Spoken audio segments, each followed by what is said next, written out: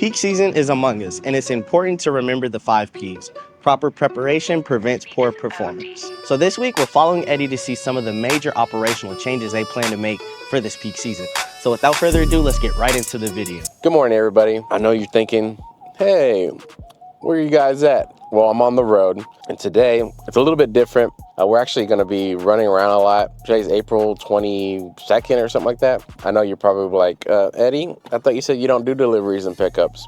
I generally don't. It's sometimes that, we'll push very far ahead in like marketing. And sometimes, the manpower and the vehicles fall behind. We're going to try to help out our delivery team. We just bought a new box truck over the weekend. I got the truck that I use every day. And I just went to U-Haul, picked up a trailer for the cheap, about $30 to rent for the day, plus insurance, $11. So you can't beat that. So right now we're gonna go pick up 20 by 20, about 250 chairs and tables and linens. After we completed that pickup, it was time to head to the next pickup. I'm not sure if this is the one. It's the Fulville, Texas. Yeah, that's it. There's several vehicles sink in the mud. So yeah, just be careful.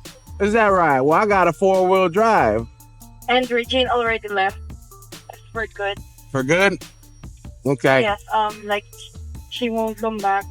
Okay. So I already asked for Elaine to put disconnect or disconnect her connection. Okay, that's her login credentials. okay. That's cool. So we're get somebody else. Well, we've also received couple of complaints from where they said what. Yeah, I heard one. I mean, one had water and the other one got destroyed. Yes. The water barrels that we used were leaking. Uh huh. So maybe that's why the steps fell down, or I'm not sure. And then so we're going to get the complaints for the day. Okay. This next location was about 30 minutes from Poolville, and the order consisted of 50 black foldable chairs and 6 6-feet tables. I know we have 6 foot, 1, 2, 3, 4, 5, 6. We're missing 3 6 feet? No, 2. Just 2? Oh, okay. I just wanted to ask you, did they leave 6 tables or 8? 6 tables. Okay. And then the folded tables are ours. Okay, yes, no. Okay, so I'll let them know that way they can use refund on the delivery. Okay, all right. Sorry about that. Yes, ma'am. All right, have a good day. Yes, ma'am. So she wasn't missing? No on us. Big no. We had a little misunderstanding on the sales side of this order. It said on our site that the customer ordered 8 6-feet tables rather than just 6. But once Eddie found out that there were only 6, he cleared up this misunderstanding with the customer and handled the situation perfectly. Once Eddie finished loading up the truck, it was time to head back to the warehouse.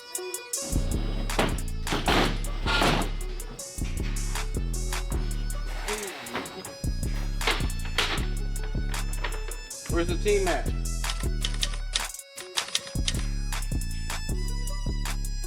Good morning, everybody. It's day 2 in the vlog with me. So here we are today. I'm just gonna offload it in the truck that I used to do that pickup yesterday. And then we're gonna go out with Kobe and the team, pick up a couple 40 by 40 frame tents. I asked Eddie, when it comes to the orders we pick up, do we prioritize smaller pickups like tables and chairs, or larger orders like breaking down multiple tents? Generally try to get the big stuff done first, or if it makes sense to knock out the small stuff very fast and efficient, we'll do that too. So it just varies what the make out and what the look looks like on each order. We'll kind of prioritize the tent stuff first. They paid more money, so you want those to go more smoother versus the other ones. Not saying they didn't pay any money, but thousands of dollars versus a couple hundred. We're gonna kind of prioritize the high dollar ones. All right, finally, we arrived at the first pickup, quick and easy. All it really consisted of was 2 foldable tables and about 10 white foldable chairs. Now it's off to the 40 by 40 tent. It's over there in Heath, Texas by Rockwall. So let's go on, it's about an hour away. We're the first one on the scene. I'm gonna prep it so when the big truck comes in here, it's easily accessible. We just literally pull right up to it and start loading it really quickly. Once I get everything out of underneath the tent, I'm gonna start unstrapping it and getting ready to taking it down. I'm leaving the corners still strapped on It is a little windy. We're right here by the lake, so the wind's pushing this way, so I'm gonna drop that side so it kind of pushes it down. Let me show you this tool. If you do tents, it's gonna come in real handy. This is called a jack jaw, okay?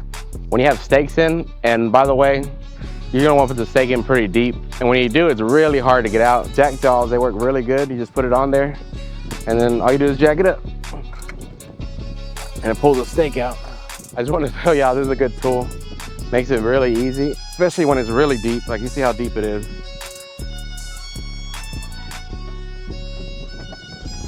They all got to go the same direction. The main thing is whenever you have people that understand like how the flow should go, it goes a lot faster. And exactly, me and the manager, delivery manager, Kobe, we know a lot on like how the tents need to be set up and everything like that. So that's why, I don't know if we have footage, but we were just like he knew exactly what to do. I knew exactly what to do. So when there was a spot that I knew he needed help, I was already there ready to help him. Once Eddie and the guys got back to the warehouse, it was time for them to unload the truck.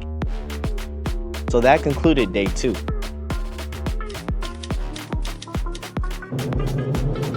Good to see you once again, my loyal viewers. You're probably wondering, what are you doing, Eddie? Today, I am working on a couple vehicles. So this one, they were complaining that the door doesn't shut magically, the front and the back at the same time. Tell your drivers to pay attention, because what's happening, they most likely had something right here, and when they go close it, and then they shove the bracket out. See this right here? All it needs is something to be stuck here, and once you go close it, it's gonna push the bracket out, and it's a permanently there because it's tied down.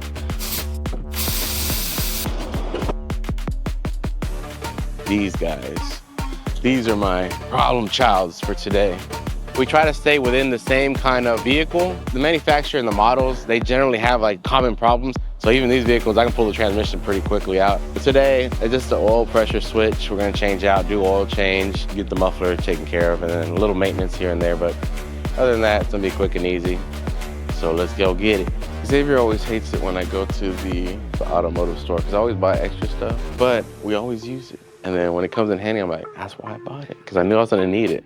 And we do need some lube. Yeah. Thank you.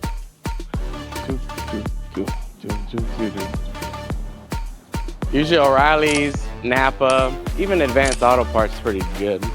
And also the dealership generally does the same thing.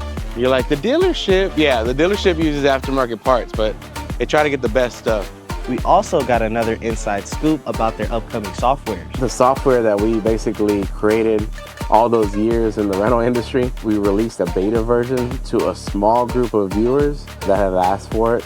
One of the things that we kind of figured out with running ads with people that have Bookable, it's not really designed 100% like for the rental industry. A lot of things that it doesn't have, like tracking where the individual came from, because all we can say is if it's working or not, because we're like, well, you have more leads coming in, so it's working, but we like to actually have more like data, like we'll say how many hundreds of people we brought to your website or thousands. We can't really say that if we can't track it, and then Bookable makes it really hard to do that. There's ways that we use it and ways other people use it. We're encountering a lot of little bugs that we're fixing. Eventually, when we do release it to the public, it's gonna be a really good tool because it's been tested from multiple rental industries on different sizes. So we're changing it constantly to kind of refine it to make it to like the ultimate software for the rental industry. So we need uniforms.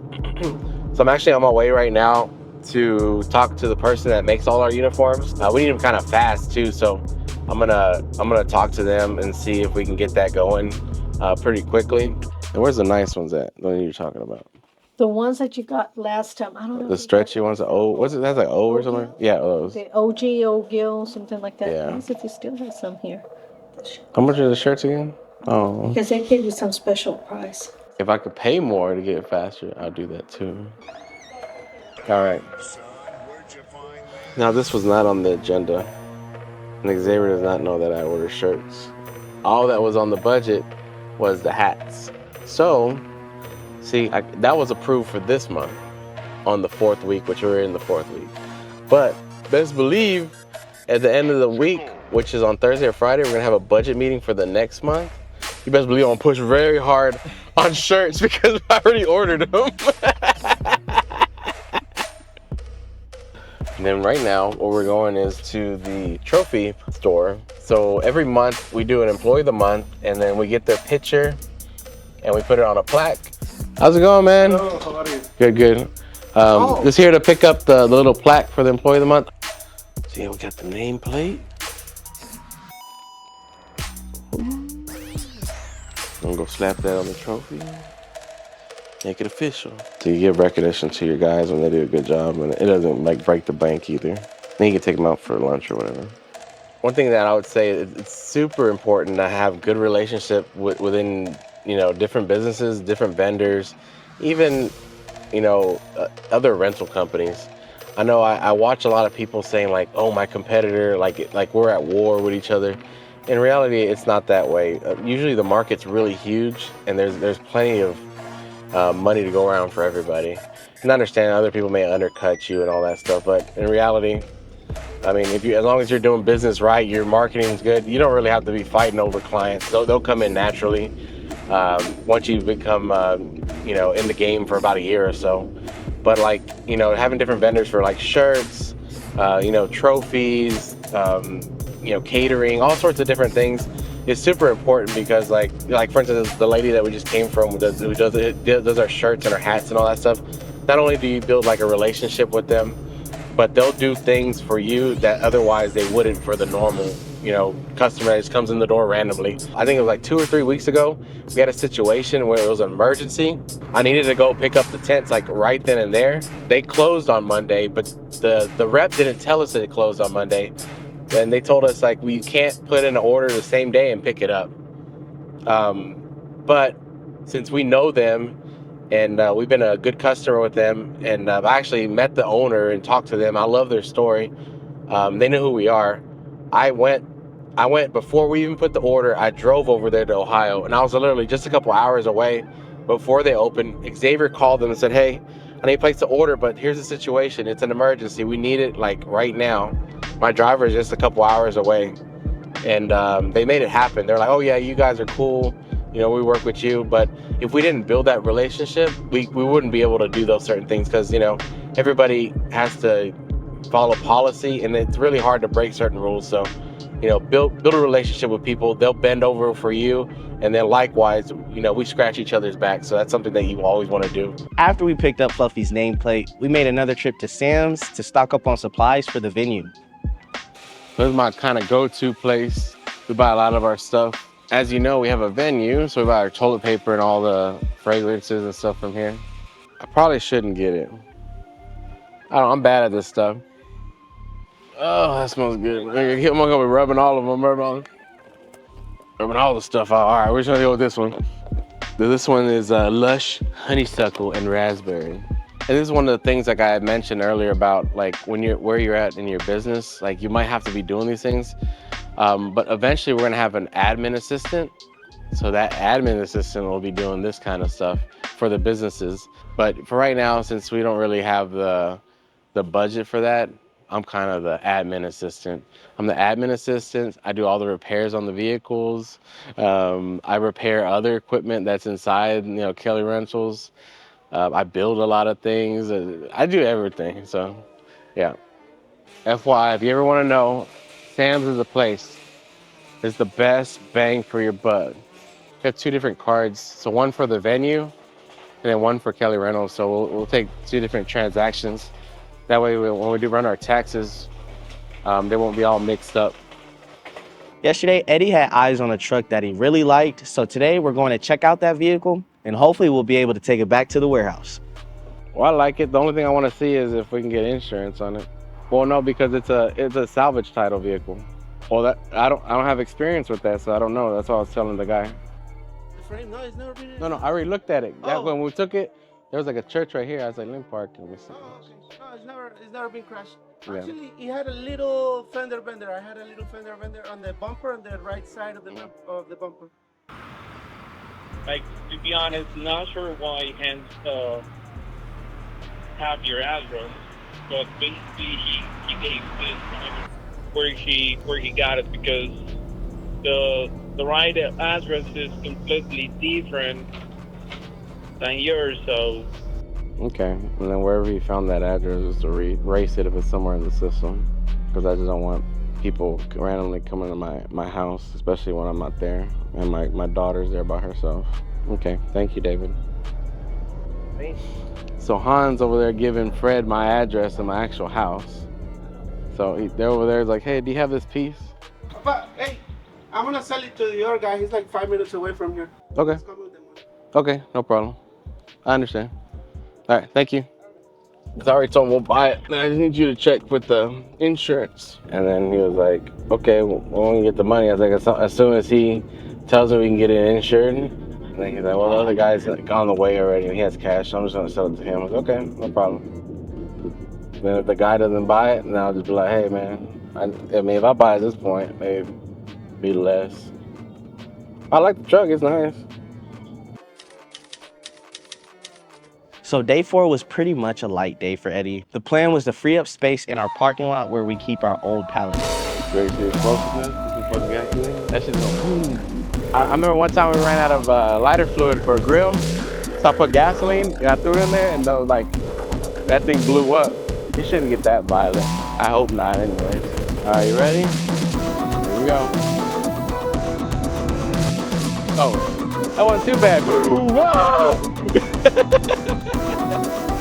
Having the warehouse repaired is extremely important, and the reason being is sometimes you'll push really forward on one thing and then you'll fall behind on other things. It happens in the likenesses of the business, or a manager quits and you have nobody to replace him, and you gotta jump in. And it sucks too whenever it's the busy season, because everything is going 100%, 100 miles an hour, and you're trying to just put the pieces together and make it work. What you can do is you can plan for these disastrous situations to happen.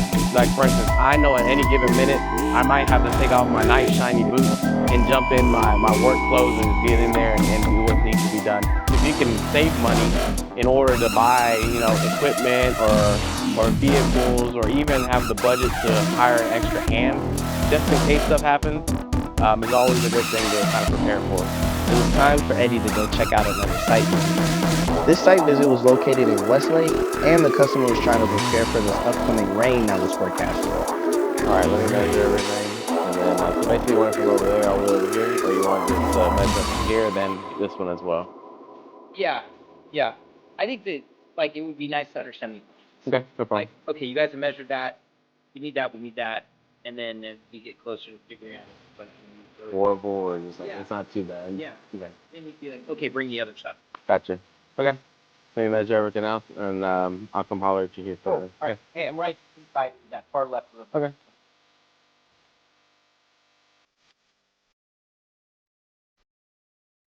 Okay, so from the square, we're gonna see cement blocks too.